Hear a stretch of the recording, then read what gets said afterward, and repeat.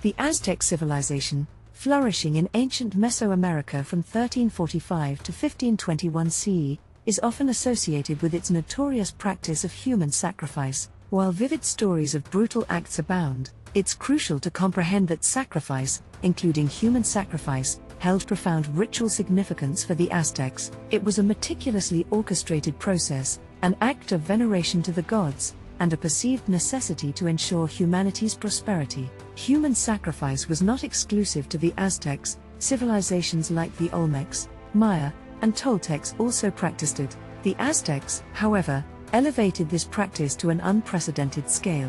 Early Spanish chroniclers might have exaggerated the extent, possibly to justify their own mistreatment of indigenous peoples. While it's challenging to determine exact numbers, it's believed that hundreds, if not thousands, of victims were sacrificed each year at major Aztec religious sites. This practice also had a secondary effect of intimidating visitors and the general populace. In the context of ancient Mesoamerican culture, human sacrifices represented a symbolic repayment for the gods' sacrifices in creating the world and maintaining its balance. A prime example is the myth of Cipactli, the reptilian monster. Quetzalcoatl and Tezcatlipoca, two major gods, dismembered Cipactli to shape the earth, sky, and other natural elements. To soothe Cipactli's spirit, the gods required human hearts and blood as offerings. Sacrifices were also viewed as compensation for the mythological act that led to mankind's existence. A Hecatl Quetzalcoatl, in the myth, created humans using stolen bones from the underworld,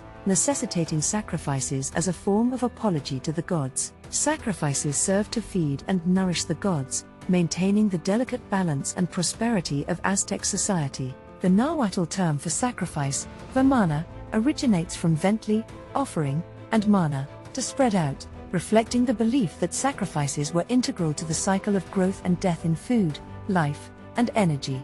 Meat was burnt, or blood was poured over deity statues, allowing the gods to directly partake.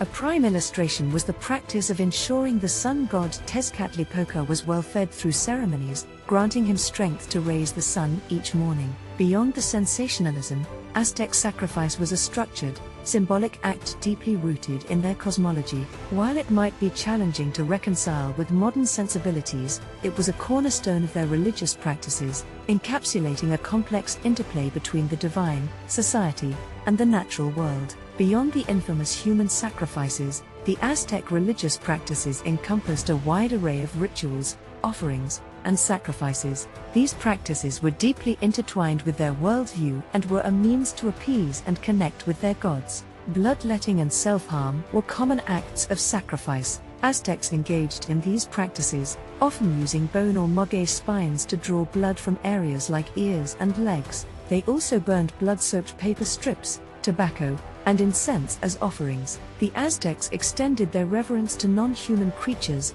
offering living beings like deer, butterflies, and snakes. Additionally, they presented precious items to the gods, such as food, objects made of metals, jade, and shells, which were sometimes ritually buried. Notably, dough images of gods, Sawali, were made using ground amaranth mixed with human blood and honey, and these effigies were either consumed or burned after rituals. In instances involving human sacrifice, captives taken in warfare were often chosen as sacrificial victims. Warfare sometimes served the sole purpose of procuring candidates for sacrifice, known as the Flowery War, Zaquiayotl. Here, the Aztecs engaged in engagements where the objective was to capture enough prisoners for sacrifice, rather than outright victory. The state of Tlaxcala in the east was frequently targeted for this purpose. Those who exhibited bravery or physical attractiveness were deemed prime candidates for sacrifice, as their offerings were believed to please the gods the most.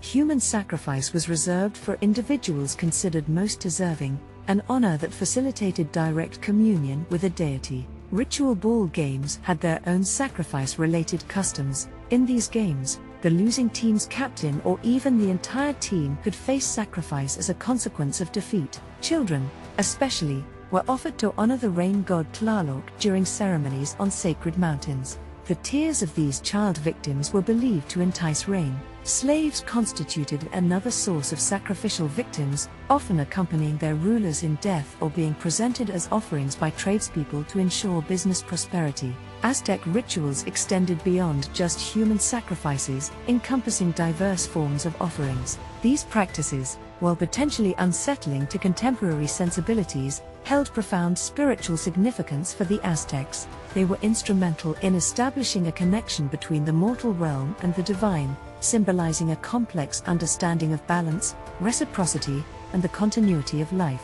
One of the most revered practices in Aztec sacrifice involved god impersonators, carefully chosen individuals who would be dressed as specific deities before their sacrificial rites. An example of this is the Tezcatlipoca impersonator, who played a crucial role in the Toxcatl ritual, occurring during the 6th or 5th month of the Aztec solar year. For an entire year leading up to the sacrificial ceremony, the impersonator was treated with utmost respect and adorned with the attributes of the god. Priests educated them, they were accompanied by a retinue of women, and they were celebrated through dances and floral offerings. This entire period was marked by the impersonator's embodiment of the deity, culminating in the grim moment of sacrifice. Another distressing example is the impersonator of Xipa Totok, who played a pivotal role in the festival of Tlacaxapehualizli. In a chilling homage to the god known as the Flayed One, this impersonator was subjected to a gruesome ordeal.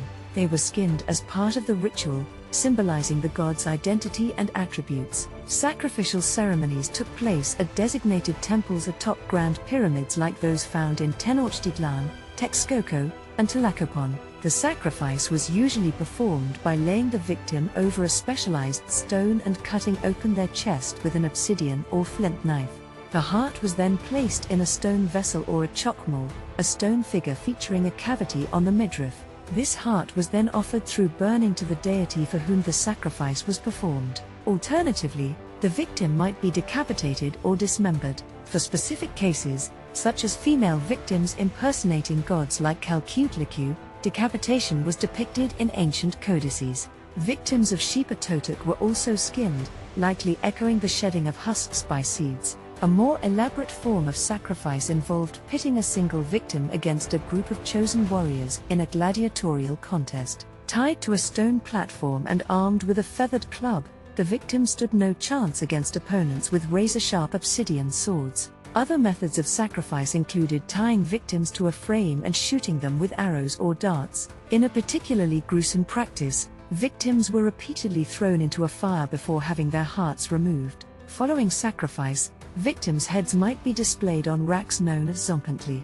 These macabre displays are depicted in stone architectural ornamentation, notably in Tenochtitlan. In some instances, the flesh of the sacrificed was consumed by the conducting priests, as well as members of the ruling elite or warriors who had captured the victims. While these practices may be difficult for modern sensibilities to comprehend, they were central to the Aztec religious worldview, seen as acts of devotion and offerings to the gods for the prosperity and balance of their society.